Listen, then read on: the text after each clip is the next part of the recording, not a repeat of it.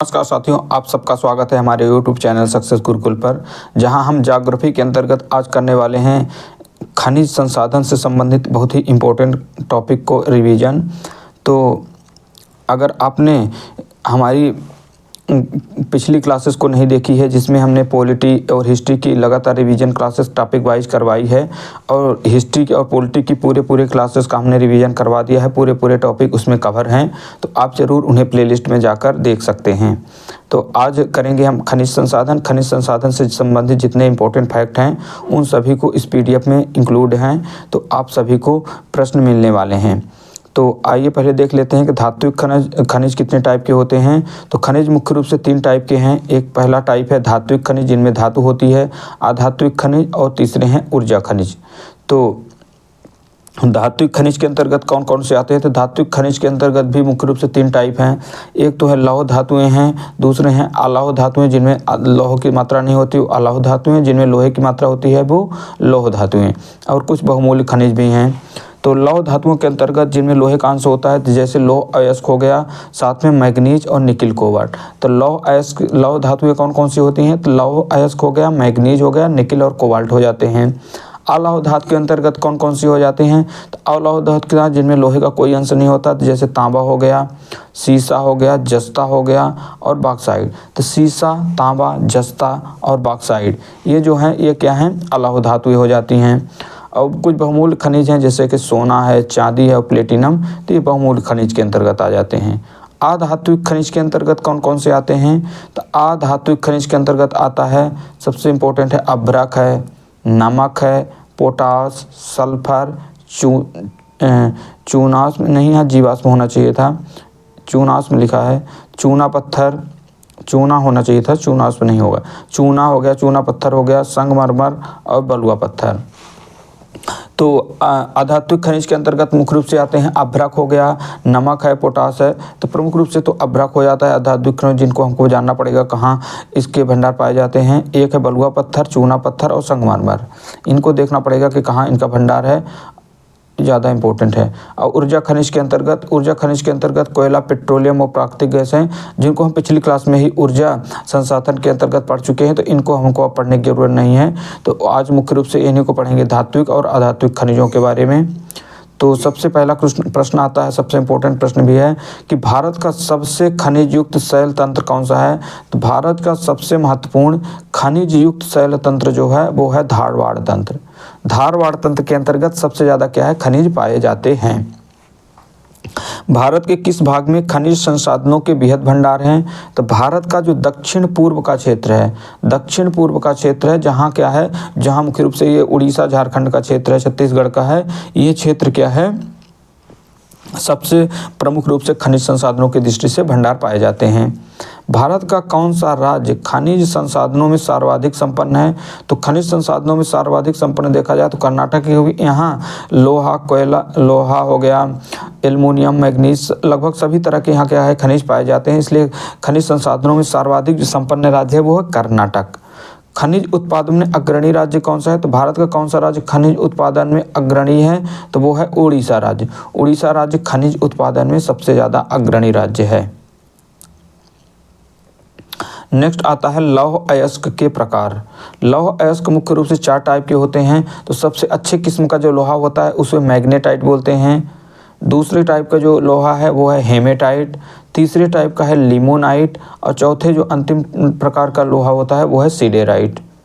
लौह अयस्क जो है मुख्य रूप से किस क्रम की शैलों में पाया जाता है? तो लौह अयस्क मुख्य रूप से धारवाड़ की शैलों में पाया जाता है। पहला एक और प्रश्न है कि प्रसिद्ध लौह अयस्क की खान जो कुद्रेमुख है वो किस राज्य में स्थित है? तो लौह अयस्क की खान कुद्रेमुख जो है वो कर्नाटक राज्य के अंतर्गत स्थित है। तो कुद्रेमुख काहे की खदान है? तो ये है लौह अयस्क की है और ये कर्नाटक राज्य में अब स्थित है। नेक्स्ट आता है कि राजस्थान की नाथरा की पाल क्षेत्र में कौन सा खनिज पाया जाता है? तो राजस्थान की जो नाथरा की पाल है, यहाँ से लौह अयस्क का उत्पादन किया जाता है। नेक्स्ट है बैलाडीला की खान, बैलाडीला की खान जो है वो किससे संबंधित है? तो बैलाडीला की खान जो है वो लौह अयस्क के उत्पादन संबंधित है और ये है छत्तीसगढ़ में, छत्तीसगढ़ में स्थित है बैलाडीला की खान, जो कि सबसे बड़ी क्या है, मशीन यंत्रीकृत खदान भी है। नेक्स्ट आता है तांबा का सर्वाधिक उत्पादन, तांबे का सर्वाधिक उत्पादन मलाज खंड क्षेत्र मध्य प्रदेश से होता है, जबकि इसके सबसे अधिक भंडार राजस्थान में है। तो तांबे का जो भंडार है सबसे ज़्यादा वो तो राजस्थान में पाया जाता है, लेकिन तांबे का जो उत्पादन सबसे ज़्यादा होता है वो मध्य प्रदेश में होता है, और मध्य प्रदेश में कहाँ, मलाज खंड क्षेत्र से होता है। एशिया का उच्च कोटि का जस्ता, एशिया का उच्च कोटि का जस्ता एवं सीसा, एशिया में उच्च कोटि का जस्ता और सीसा के अयस्क भंडार कहाँ पाए जाते हैं? तो जस्ता और सीसा के जो उच्च कोटि के भंडार हैं वो पाए जाते हैं भीलवाड़ा जिला राजस्थान में। विंध्य शैलों में किसके बृहद भंडार पाए गए हैं? तो विंध्य शैलें जो हैं और विंध्य शैलों में पाई जाती हैं विंध्यन चट्टानें, जहाँ पाया जाता है प्रमुख रूप से चूना पत्थर। नेक्स्ट अब आते हैं अगले प्रश्न की ओर कि बॉक्साइट किस धातु का प्रमुख अयस्क है? तो बॉक्साइट जो है वो एल्युमिनियम धातु का अयस्क होता है। भारत के 2 सर्वाधिक बॉक्साइट उत्पादक क्रमशः कौन से हैं? तो भारत में जो बॉक्साइट उत्पादक प्रमुख राज्य हैं वो हैं उड़ीसा और गुजरात। उड़ीसा और गुजरात भारत के 2 प्रमुख सर्वाधिक बॉक्साइट उत्पादक राज्य हैं। भारत में टिन का अग्रणी उत्पादक राज्य कौन है? तो भारत में टिन के उत्पादन में अग्रणी और एकमात्र राज्य है जो इसने टिन का उत्पादन करता है वो है छत्तीसगढ़। भारत में कौन सा राज्य अभ्रक माइका के उत्पादन में अग्रणी है? तो भारत का जो अभ्रक का उत्पादन सबसे बड़ा राज्य है वो है आंध्र प्रदेश। नेक्स्ट है कि भारत की सबसे बड़ी अभ्रक की जो पट्टी है वो हजारीबाग झारखंड और मुंगेर के और बिहार मुंगेर में है, गया मुंगेर। तो बिहार के गया मुंगेर और जो हजारीबाग झारखंड का है, यहाँ अभ्रक की पट्टी मुख्य रूप से स्थित है। भारत में सर्वोत्तम किस्म का संगमरमर जो मार्बल है वो कहाँ पाया जाता है? तो भारत में सर्वोत्तम किस्म का संगमरमर जो है वो मकराना राजस्थान से प्राप्त किया जाता है। क्वार्टजाइट किस प्रकार का कायांतरित पत्थर है? तो जो कायांतरित है क्वार्टजाइट है का पत्थर वो कायांतरित बलुआ पत्थर है। पत्थर का कायांतरित रूप है वो बलुआ पत्थर का कायांतरित रूप क्या है? क्वार्टजाइट है। क्रोमाइट उत्पादन में किस राज्य का एकाधिकार है? तो क्रोमाइट के उत्पादन में जो एकाधिकार है वो है उड़ीसा राज्य का। उड़ीसा राज्य का क्रोमाइट के उत्पादन में एकाधिकार प्राप्त है। भारत में कुल नमक उत्पादन का 8.7% सांभर झील से उत्पादित होता है। तो राजस्थान की जो सांभर झील है जिसमें नमक उत्पादन का कुल 8.7% भाग उत्पादित होता है। भारत में ग्रेनाइट की पट्टियों तथा स्लेट कहाँ बनाए जाते हैं? तो भारत में ग्रेनाइट की पट्टियाँ तथा स्लेट जो है वो ललितपुर उत्तर प्रदेश में बनाए जाते हैं। केरल के समुद्री तट पर कौन सा परमाणु खनिज पाया जाता है? तो केरल के जो समुद्री तट हैं जहाँ मोनोजाइट रेत में पाया जाता है थोरियम पाया जाता है। मोनोजाइट रेत में क्या है? थोरियम परमाणु खनिज पाया जाता है। जादूगोड़ा किस खनिज के लिए उत्पादन के लिए प्रसिद्ध है? तो जादूगोड़ा जो कि क्या है ये झारखंड में है, ये मुख्य रूप से यूरेनियम के भंडार के लिए प्रसिद्ध है।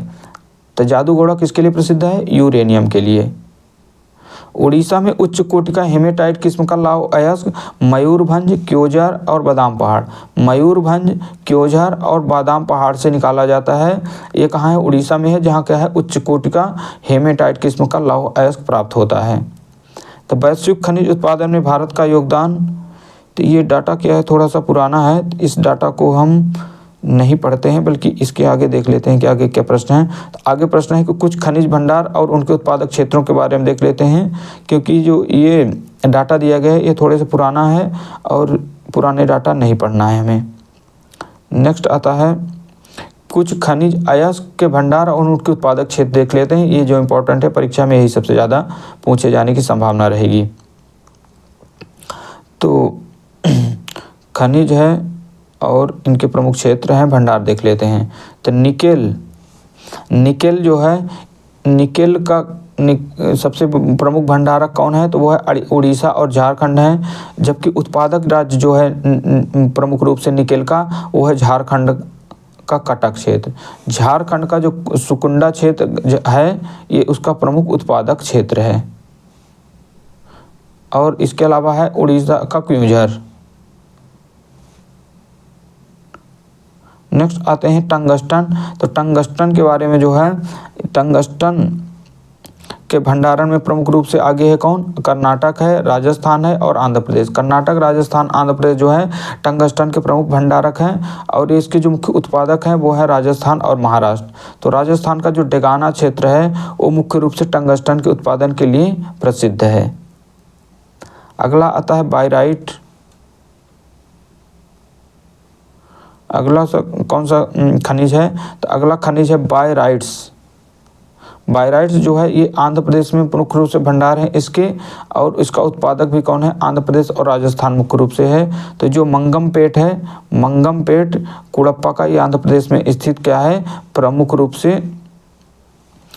रूप से बायराइट का उत्पादक क्षेत्र है। नेक्स्ट आता है फायर क्ले। फायर क्ले जिससे अग्निशः मिट्टी बनाई जाती है। तो ये है गोंडवाना और टर्सरी कोयला के संस्तरों में पाया जाने वाला खनिज है, जो मुख्य रूप से गुजरात और राजस्थान के क्षेत्र में पाया जाता है। और इसके जो उत्पादक हैं प्रमुख रूप से ये होता है झरिया झारखंड से और रानीगंज वेस्ट बंगाल से। अगला आता है फ्लोराइट। फ्लोराइट खनिज जो है वो है गुजरात और राजस्थान से प्रमुख रूप से प्राप्त किया जाता है। तो गुजरात और महाराष्ट्र इसके प्राय प्रमुख उत्पादक क्षेत्र हैं, और गुजरात और राजस्थान इसका क्या है, भंडारण है। तो गुजरात और राजस्थान इसके क्या है, प्रमुख उत्पादक क्षेत्र हो जाते हैं। फिर कायोलिनाइट, ये कहाँ है, तो ये कायोलिनाइट मुख्य रूप से पाए जाते हैं राजस्थान गुजरात में। तो ये छोटे मोटे खनिज ज़्यादा इंपॉर्टेंट नहीं है। इंपॉर्टेंट इसमें से है, आपको जो इंपॉर्टेंट है वो करवा देते हैं। ज़्यादा ये छोटे मोटे खनिज तो परीक्षा में पूछे नहीं जाएंगे। एक आप देख लीजिए एस्बेस्टस। एस्बेस्टस जो है ये मुख्य रूप से पाए जाते हैं कहाँ, राजस्थान और कर्नाटक के क्षेत्र में। इसके अलावा कोई भी ये जो खनिज हैं ये परीक्षा के एग्जाम के दृष्टि से इम्पोर्टेंट नहीं है। एक यहाँ एक फैक्ट दिया गया है कि छोटा नागपुर का पठार जो है भारत का रूर प्रदेश के रूप में जाना जाता है। तो ये इम्पोर्टेंट पॉइंट है। इसके अलावा इन सभी पॉइंट को पढ़ने की ज़्यादा कोई ज़रूरत नहीं है। और यहाँ पास जो दिया गया है कि लौह अयस्क के उत्पादन में भारत का योगदान कौन से नंबर पर है, तो ये डाटा काफ़ी पुराना है इसलिए इसको स्किप कर देते हैं। न्यू डाटा किसी दिन अवश्य इसका करवा देंगे कि खनिजों के उत्पादन में भारत का कौन कौन सा स्थान है। तो आज की क्लास थोड़ी छोटी क्लास ही थी। नेक्स्ट क्लास में हम और कई सारे टॉपिकों को कवर करेंगे। तब तक के लिए आप सभी को बहुत बहुत धन्यवाद। जय हिंद।